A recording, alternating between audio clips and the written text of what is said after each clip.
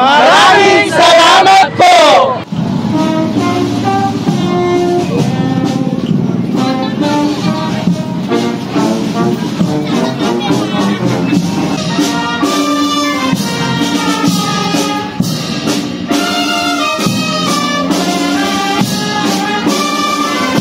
Bago matapos ang buwan ng Mayo ay isang pasabog ang isinagawa ng Tropang Galgal, ang Grand Flores de Mayo 2024. Inilunsad ang kanilang kauna-unahang Santa Cruzan na nilahukan ng mahigit 60 na nagkagandahang sagala. Suot ang kanilang magarbong gown, kasama ang kanilang mga eskorte ay rumampa sila sa mga kalsada ng Barangay Santolan.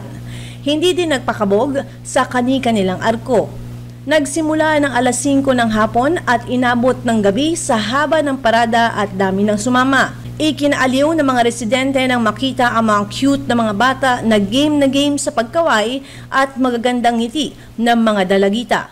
Tinitignan ng TG na gawin na ito ng taon-taon at nais na mas madami pa ang sumaling mga kandidata. Idinagdag nila na pagbibigay pugay ito sa Birheng Maria. Lubos nilang ipinagpapasalamat na naging matagumpay ang pinaghandaang aktibidad. Kami po ay lubos nagpapasalamat sa inyong suporta dahil po 60 plus po sumaling binibining dito po sa Santolan. Siyempre, ang programang ito ay hatid po ng Team Galgal ng Santoleño at kami po ay pagmamayari ng mga kamarero. Siyempre, ito po ay inaalay namin sa mahal na Birheng Maria at sa ating Santa Elena at sa ating mahal na krus. Nagsimula ang aming programa is ngayong taon lamang pero ito po ay aming pinaghanda at pinaulakan. Siyempre, dapat ito ay pasabog tuwing taon-taon. Ito dapat ay naabangan ng bawat Santoleño at Pasigueño. At siyempre, sa kaalam-alaman ko, ang Santolan at Team Galgal lang po ang nagkaroon ng 60 plus na BMBRO at nakasali po ng kandidato dito sa Santoleño. Abangan niyo po kami ulit sa susunod na taon. Kami po ay lubos nagpapasalamat sa inyong suporta. Kami nagpapasalamat bakit nagkaroon po ng ganitong pagkakataon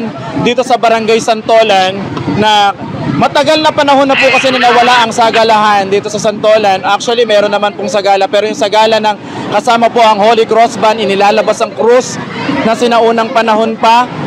Binuhay po namin ito. Ito po ay nilahukan ng 6 na pong kandidata na sumali ngayon, araw na to sa Santa Cruzan na to, sa pangunguna po ng TG. Ano po yung TG? Yung Tropang Galgal.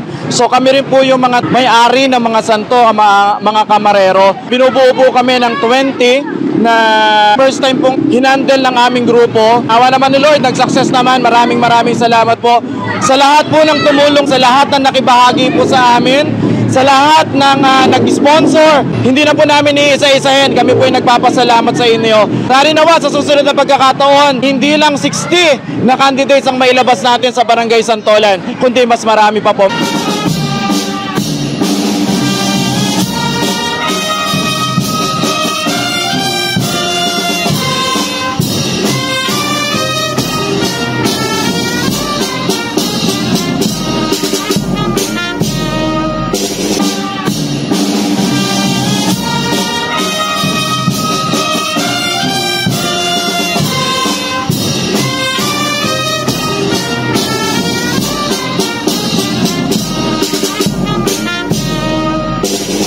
Ako si Luan Peñano para sa latest ng iNews Pasig.